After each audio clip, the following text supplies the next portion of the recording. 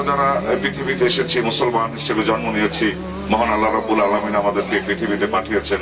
আমরা এই জগতে কিভাবে পরিচালিত হবো, এই জন্য তিনি আমাদেরকে একজন নেতাও নির্বাচন করে দিয়েছেন। তিনি বিশ্বের ত্রাণকর্তা, মানুষের মুক্তিদাতা, আল্লাহর প্রেরিত পুরুষ আখিরি নবী হযরত মুহাম্মদ মুস্তাফা সাল্লাল্লাহু আলাইহি সাল্লাম।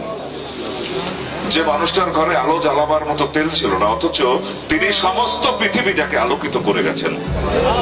নবী করিম সাল্লাল্লাহু আলাইহি সাল্লামের দেখানো সেই আলোর পথই হলো মানব জাতির মুক্তি। তিনি কেবল মুসলমানের নেতা ছিলেন না, তিনি সমস্ত মানব জাতির নেতা ছিলেন।